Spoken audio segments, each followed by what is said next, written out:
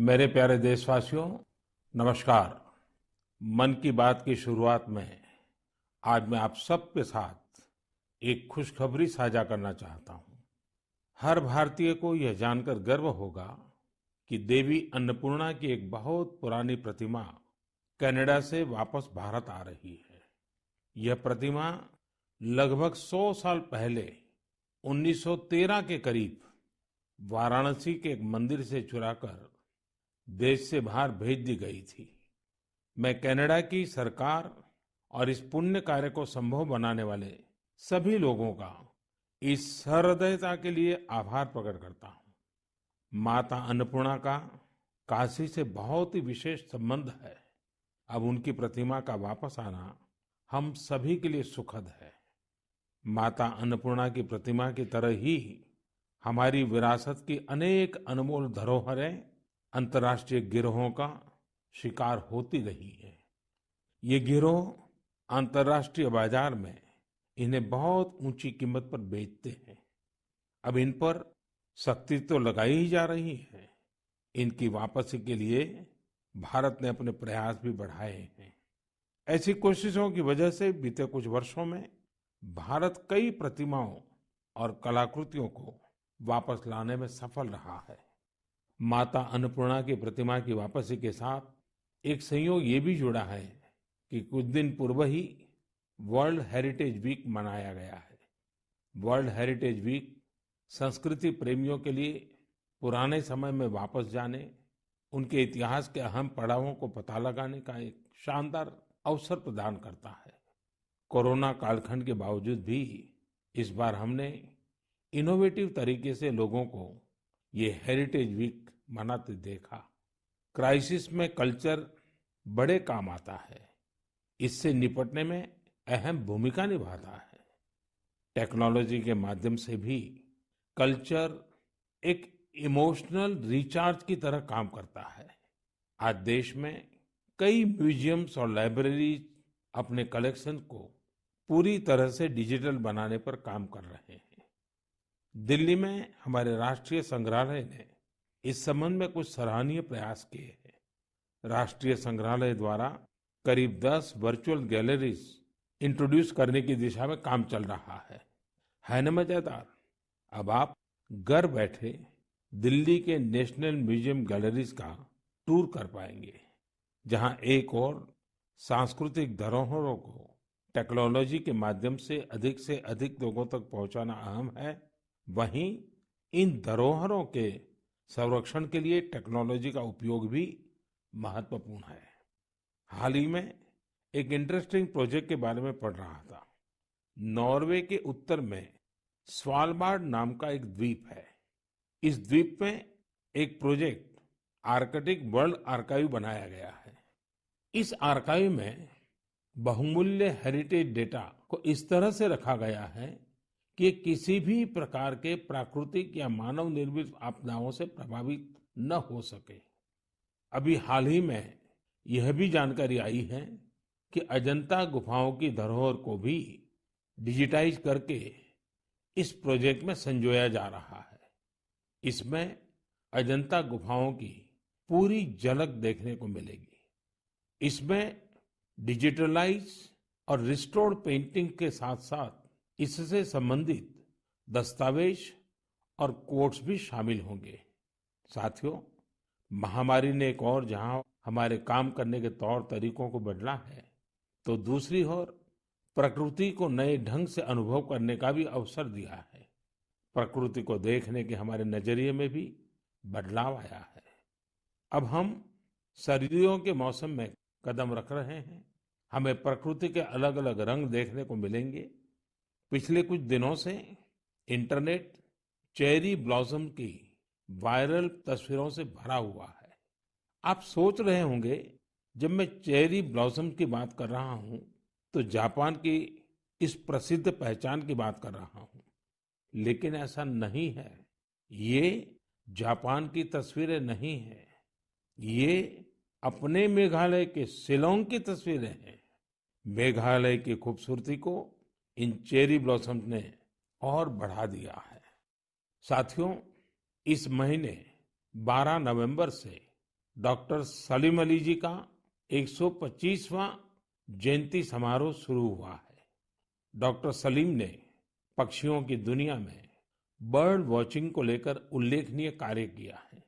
दुनिया के bird watchers को भारत के प्रति आकर्षित भी किया है। मैं हमेशा से बर्ड वॉचिंग के शौकीन लोगों का प्रशंसक रहा हूं। बहुत धैर्य के साथ वो घंटों तक, सुबह से शाम तक बर्ड वॉचिंग कर सकते हैं, प्रकृति के अनूठे नजारों का लुत्फ उठा सकते हैं और अपने ज्ञान को हम लोगों तक भी पहुंचाते रहते हैं। भारत में भी बहुत सी बर्ड वॉचिंग सोसाइटी सक्रिय है। आप भी जरूर इस विषय के साथ जुड़िए। मेरी भागदौड़ की जिंदगी में मुझे भी पिछले दिनों केवड़िया में पक्षियों के साथ समय बिताने का बहुत ही यादगार अवसर मिला। पक्षियों के साथ बिताया हुआ समय आपको प्रकृति से भी जोड़ेगा और पर्यावरण के लिए भी प्रेरणा देगा। मेरे प्यारे देशवासियों, भारत की संस्कृति और शास्त्र हमेशा से ही पूरी दुनिया के लिए आकर्षण के केंद्र रहे हैं। कई लोग तो इनकी खोज में भारत आए और हमेशा के लिए यहीं के होकर रह गए, तो कई लोग वापस अपने देश जाकर इस संस्कृति के संवाहक बन गए। मुझे जॉनस मसेट्टी के काम के बारे में जानने का मौका मिला, जिन्हें विश्वनाथ के नाम से भी जाना जाता है। जोनस ब्राजील में लोगों को वेदांत और गीता सिखाते हैं। वे विश्व विद्या नाम की एक संस्था चलाते हैं, जो रियो डी जेनेरो से घंटे भर की दूरी पर पेट्रोपोलिस के पहाड़ों में स्थित है। जॉनस ने मैकेनिकल इंजीनियरिंग की पढ़ाई करने के बाद स्टॉक मार्केट में अपनी कंपनी में काम किया। बाद में उनका रुझान भारतीय संस्कृति और खासकर वेदांत की तरफ हो गया। स्टॉक से लेकर के स्पिरिचुअलिटी तक वास्तव में उनकी एक लंबी यात्रा है। जॉनस ने भारत में वेदांत दर्शन का अध्ययन किया और 4 साल तक वे कोयम्बतूर के आर्ष विद्या गुरुकुलम में रहे। जॉनस में एक और खासियत है, वह अपने मैसेज को आगे पहुंचाने के लिए टेक्नोलॉजी का प्रयोग कर रहे हैं। वह नियमित रूप से ऑनलाइन प्रोग्राम्स करते हैं। वे प्रतिदिन पॉडकास्ट करते हैं। पिछले 7 वर्षों में जॉनस ने वेदांत पर अपने फ्री ओपन कोर्सेज के माध्यम से 1.5 लाख से अधिक स्टूडेंट्स को पढ़ाया है। जॉनस न केवल एक बड़ा काम कर रहे हैं, बल्कि उसे एक ऐसी भाषा में कर रहे हैं जिसे समझने वालों की संख्या भी बहुत अधिक है। लोगों में इसको लेकर काफी रुचि है कि कोरोना और क्वारंटाइन के इस समय में वेदांत कैसे मदद कर सकता है। मन की बात के माध्यम से मैं जॉनस को उनके प्रयासों के लिए बधाई देता हूं और उनके भविष्य के प्रयासों के लिए शुभकामनाएं देता हूं। साथियों, इसी तरह अभी एक खबर पर आपका ध्यान जरूर गया होगा। न्यूजीलैंड में वहां के नवनिर्वाचित एमपी डॉक्टर गौरव शर्मा ने विश्व की प्राचीन भाषाओं में से एक संस्कृत भाषा में शपथ ली है।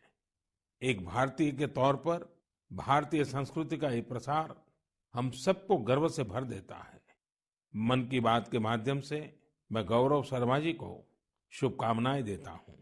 हम सभी की कामना है कि वो न्यूजीलैंड के लोगों की सेवा में नई उपलब्धियां प्राप्त करें। मेरे प्यारे देशवासियों, कल 30 नवंबर को हम श्री गुरु नानक देव जी का 551वां प्रकाश पर्व मनाएंगे। पूरी दुनिया में गुरु नानक देव जी का प्रभाव स्पष्ट रूप से दिखाई देता है। वैंकूवर से वेलिंगटन तक, सिंगापुर से साउथ अफ्रीका तक उनके संदेश हर तरफ सुनाई देते हैं। गुरु ग्रंथ साहिब में कहा गया है, सेवक को सेवा बन आई, यानी सेवक का काम सेवा करना है। बीते कुछ वर्षों में कई अहम पड़ाव आए और एक सेवक के तौर पर हमें बहुत कुछ करने का अवसर मिला। गुरु साहिब ने हमसे सेवा ली। गुरु नानक देव जी का ही 550वां प्रकाश पर्व, श्री गुरु गोविंद सिंह जी का 350वां प्रकाश पर्व, अगले वर्ष श्री गुरु तेग बहादुर जी का 400वां प्रकाश पर्व भी है। मुझे महसूस होता है कि गुरु साहब की मुझ पर विशेष कृपा रही, जो उन्होंने मुझे हमेशा अपने कार्यों में बहुत करीब से जोड़ा है। साथियों, क्या आप जानते हैं कि कच्छ में एक गुरुद्वारा है, लखपत गुरुद्वारा साहब। श्री गुरु नानक जी अपनी उदासी के दौरान लखपत गुरुद्वारा साहिब में रुके थे। 2001 के भूकंप से इस गुरुद्वारे को भी नुकसान पहुंचा था। यह गुरु साहिब की कृपा ही थी कि मैं इसका जीर्णोद्धार सुनिश्चित कर पाया। न केवल गुरुद्वारा की मरम्मत की गई, बल्कि उसके गौरव और भव्यता को भी फिर से स्थापित किया गया। हम सबको गुरु साहिब का भरपूर आशीर्वाद भी मिला। लखपत गुरुद्वारा के संरक्षण के प्रयासों को 2004 में UNESCO Asia Pacific heritage award में अवार्ड ऑफ डिस्टिंक्शन दिया गया। अवार्ड देने वाली जूरी ने यह पाया कि मरम्मत के दौरान शिल्प से जुड़ी बारीकियों का विशेष ध्यान रखा गया। जूरी ने यह भी नोट किया कि गुरुद्वारा के पुनर्निर्माण कार्य में सिख समुदाय की न केवल सक्रिय भागीदार रही, बल्कि उनके ही मार्गदर्शन में ये काम हुआ। लखपत गुरुद्वारा जाने का सौभाग्य मुझे तब भी मिला था जब मैं मुख्यमंत्री भी नहीं था। मुझे वहां जाकर असीम ऊर्जा मिलती थी। इस गुरुद्वारे में जाकर हर कोई खुद को धन्य महसूस करता है। मैं इस बात के लिए बहुत कृतज्ञ हूँ कि गुरु साहब ने मुझसे निरंतर सेवा ली है। पिछले वर्ष नवंबर में ही करतारपुर साहिब कॉरिडोर का खुलना बहुत ही ऐतिहासिक रहा। इस बात को मैं जीवन भर अपने हृदय में संजोकर रखूंगा। ये हम सभी का सौभाग्य है कि हमें श्री दरबार साहिब की सेवा करने का एक और अवसर मिला। विदेश में रहने वाले हमारे सिख भाई बहनों के लिए अब दरबार साहिब की सेवा के लिए राशि भेजना और आसान हो गया है। इस कदम से विश्व भर की संगत दरबार साहिब के और करीब आ गई है। साथियों, ये गुरु नानक देव जी ही थे जिन्होंने लंगर की परंपरा शुरू की थी, और आज हमने देखा कि दुनिया भर में सिख समुदाय ने किस प्रकार कोरोना के इस समय में लोगों को खाना खिलाने की अपनी परंपरा को जारी रखा है। मानवता की सेवा की ये परंपरा हम सभी के लिए निरंतर प्रेरणा का काम करती है। मेरी कामना है हम सभी सेवक की तरह काम करते रहें। गुरु साहिब मुझसे और देशवासियों से इसी प्रकार सेवा लेते रहें। एक बार फिर गुरु नानक जयंती पर मेरी बहुत बहुत शुभकामनाएं। मेरे प्यारे देशवासियों, पिछले दिनों मुझे देश भर की कई यूनिवर्सिटीज के स्टूडेंट के साथ संवाद का, उनकी एजुकेशन जर्नी के महत्वपूर्ण इवेंट्स में शामिल होने का अवसर प्राप्त हुआ है। टेक्नोलॉजी के जरिए मैं आईआईटी गुवाहाटी, आईआईटी दिल्ली, गांधीनगर की दीनदयाल पेट्रोलियम यूनिवर्सिटी, दिल्ली की जेएनयू, मैसूर यूनिवर्सिटी और लखनऊ यूनिवर्सिटी के विद्यार्थियों से कनेक्ट हो पाया। देश के युवाओं के बीच होना बेहद तरोताजा करने वाला और ऊर्जा से भरने वाला होता है। विश्वविद्यालय के परिसर तो एक तरह से मिनी इंडिया की तरह होते हैं। एक तरह जहां इन कैंपस में भारत की विविधता के दर्शन होते हैं, वहीं दूसरी तरफ वहां न्यू इंडिया के लिए बड़े बड़े बदलाव का पैशन भी दिखाई देता है। कोरोना से पहले के दिनों में जब मैं रूबरू किसी इंस्टीट्यूशन के इवेंट में जाता था, तो ये आग्रह भी करता था कि आसपास के स्कूलों से गरीब बच्चों को भी उस समारोह में आमंत्रित किया जाए। वो बच्चे उस समारोह में मेरे स्पेशल गेस्ट बनकर आते रहे हैं। एक छोटा सा बच्चा उस भव्य समारोह में किसी युवा को डॉक्टर, इंजीनियर, साइंटिस्ट बनते देखता है, किसी को मेडल लेते हुए देखता है तो उसमें नए सपने जगते हैं। मैं भी कर सकता हूँ, यह आत्मविश्वास जगता है। संकल्प के लिए प्रेरणा मिलती है। साथियों, इसके अलावा एक और बात जानने में मेरी हमेशा रुचि रहती है कि उस इंस्टीट्यूशन के अलुमनाई कौन है। उस संस्थान के अपने अलुमनाई से रेगुलर एंगेजमेंट की व्यवस्था है क्या? उनका अलुमनाई नेटवर्क कितना जीवंत है? मेरे युवा दोस्तों, आप तब तक ही किसी संस्थान के विद्यार्थी होते हैं जब तक आप वहां पढ़ाई करते हैं, लेकिन वहां के एलुमनाई आप जीवन भर आप रहते हैं। स्कूल कॉलेज से निकलने के बाद दो चीजें कभी खत्म नहीं होती हैं। एक, आपकी शिक्षा का प्रभाव, और दूसरा, आपका अपने स्कूल कॉलेज से लगाव। जब कभी एलुमनाई आपस में बात करते हैं तो स्कूल कॉलेज की उनकी यादों में किताबों और पढ़ाई से ज्यादा कैंपस में बिताया गया समय और दोस्तों के साथ गुजारे गए लम्हे होते हैं। और इन्हीं यादों में से जन्म लेता है एक भाव इंस्टीट्यूशन के लिए कुछ करने का। जहां आपके व्यक्तित्व का विकास हुआ है, वहां के विकास के लिए आप कुछ करें।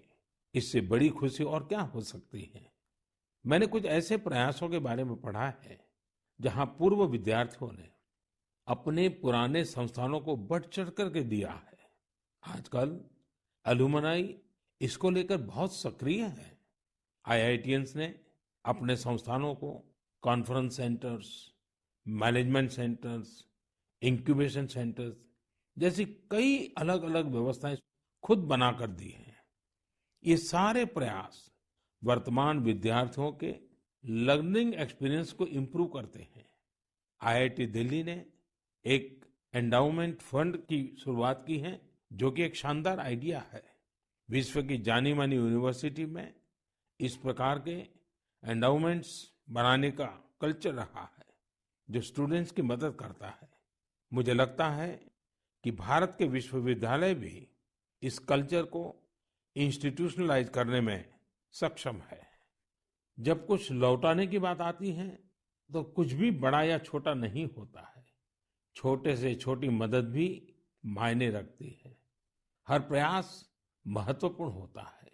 अक्सर पूर्व विद्यार्थी अपने संस्थानों के टेक्नोलॉजी अपग्रेडेशन में, बिल्डिंग के निर्माण में, अवार्ड्स और स्कॉलरशिप शुरू करने में, स्किल डेवलपमेंट के प्रोग्राम शुरू करने में बहुत महत्वपूर्ण भूमिका निभाते हैं।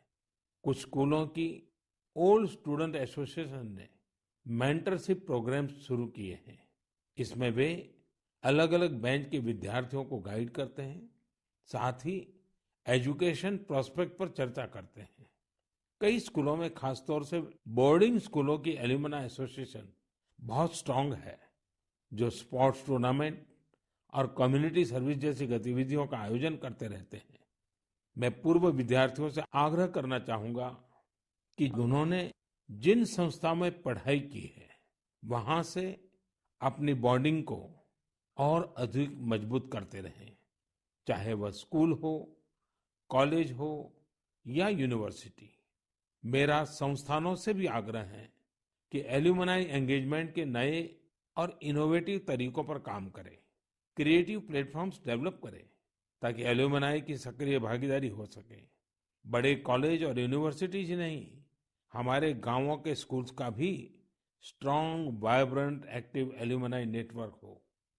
मेरे प्यारे देशवासियों, 5 दिसंबर को श्री अरबिंदो की पुण्यतिथि है। श्री अरबिंदो को हम जितना पढ़ते हैं, उतनी ही गहराई हमें मिलती जाती है। मेरे युवा साथी श्री अरबिंदो को जितना जानेंगे, उतना ही अपने आप को जानेंगे, खुद को समृद्ध करेंगे। जीवन की जिस भाव अवस्था में आप हैं, जिन संकल्पों को सिद्ध करने के लिए आप प्रयासरत हैं, उनके बीच आप हमेशा से ही श्री अरबिंदो को एक नई प्रेरणा देते पाएंगे, एक नया रास्ता दिखाते हुए पाएंगे। जैसे आज जब हम लोकल के लिए वोकल इस अभियान के साथ आगे बढ़ रहे हैं, तो श्री अरबिंदो का स्वदेशी का दर्शन हमें राह दिखाता है। बांग्ला में एक बड़ी ही प्रभावी कविता है, छोइशुतो पॉयमोन्तो आसे तुंग होते दिस्लाई काठी ताऊ आसे पोते प्रोदीप्ति जालिते खेते छूते जेते किछुते लोग नॉय शादीन। यानी हमारे यहाँ सुई और दिया सलाई तक विलायती जहाज से आते हैं। खाने पीने सोने किसी भी बात में लोग स्वतंत्र नहीं है। वो कहते भी थे स्वदेशी का अर्थ है कि हम अपने भारतीय कामगारों कारीगरों की बनाई हुई चीजों को प्राथमिकता दें। ऐसा भी नहीं कि श्री अरबिंदो ने विदेशों से कुछ सीखने का भी कभी विरोध किया हो। जहां जो नया है वहां से हम सीखें।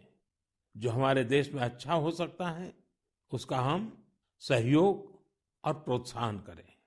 यही तो आत्मनिर्भर भारत अभियान में वोकल फॉर लोकल मंत्र की भी भावना है।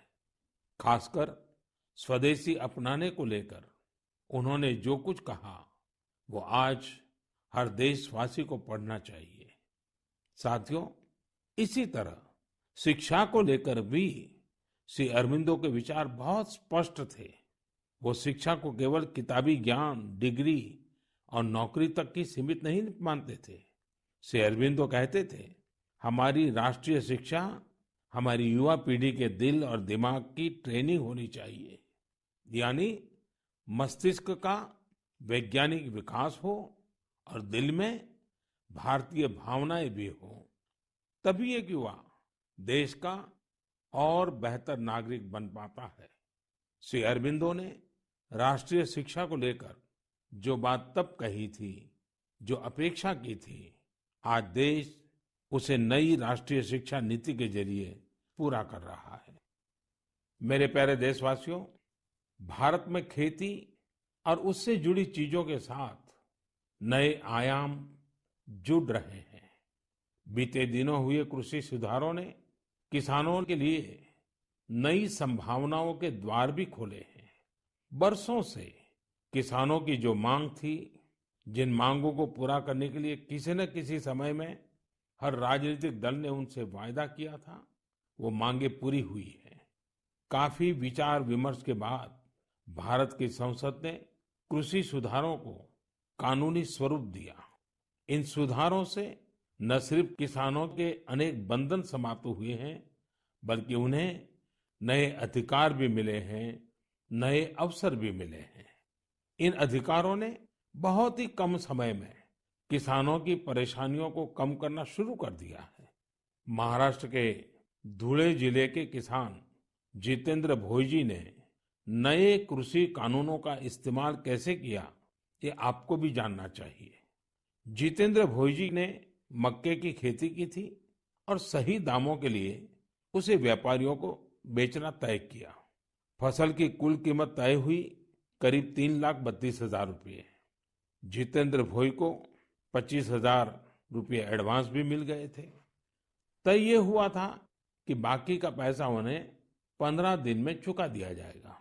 लेकिन बाद में परिस्थितियां ऐसी बनी कि उन्हें बाकी का पेमेंट नहीं मिला। किसान से फसल खरीद लो, महीनों महीनों पेमेंट न करो। संभवतः मक्का खरीदने वाले बरसों से चली आ रही उसी परंपरा को निभा रहे थे।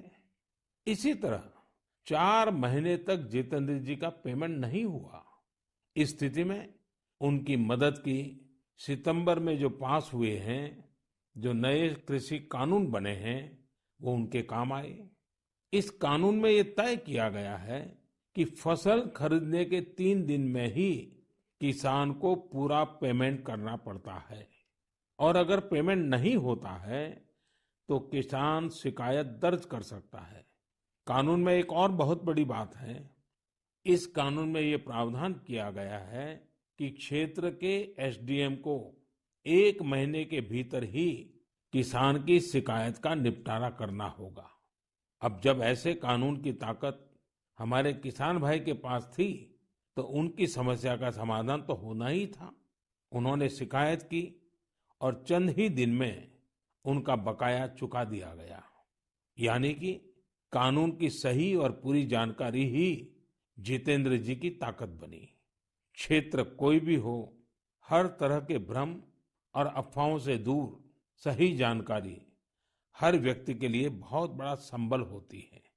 किसानों में जागरूकता बढ़ाने का ऐसा ही एक काम कर रहे हैं राजस्थान के बारां जिले में रहने वाले मोहम्मद असलम जी। ये किसान उत्पादक संघ के सीईओ भी हैं। जी हाँ, आपने सही सुना, किसान उत्पादक संघ के सीईओ। उम्मीद है बड़ी बड़ी कंपनियों के सीईओज को ये सुनकर अच्छा लगेगा कि अब देश के दूर दराज वाले इलाकों में काम कर रहे किसान संगठनों में भी सीईओज होने लगे हैं। तो साथियों, मोहम्मद असलम जी ने अपने क्षेत्र के अनेकों किसानों को मिलाकर एक व्हाट्सएप ग्रुप बना लिया है। इस ग्रुप पर वो हर रोज आसपास की मंडियों में क्या भाव चल रहा है, इसकी जानकारी किसानों को देते हैं। खुद उनका एफपीओ भी किसानों से फसल खरीदता है। इसलिए उनके इस प्रयास से किसानों को निर्णय लेने में मदद मिलती है। साथियों, जागरूकता है तो जीवंतता है। अपनी जागरूकता से हजारों लोगों का जीवन प्रभावित करने वाले एक कृषि उद्यमी श्री वीरेंद्र यादव जी हैं। वीरेंद्र यादव जी कभी ऑस्ट्रेलिया में रहा करते थे। 2 साल पहले ही वो भारत आए और अब हरियाणा के कैथल में रहते हैं।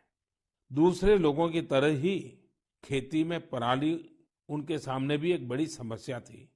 इसके सॉल्यूशन के लिए बहुत व्यापक स्तर पर काम हो रहा है। लेकिन आज मन की बात में मैं वीरेंद्र जी को विशेष तौर पर जिक्र इसलिए कर रहा हूं क्योंकि उनके प्रयास अलग है, एक नई दिशा दिखाते हैं।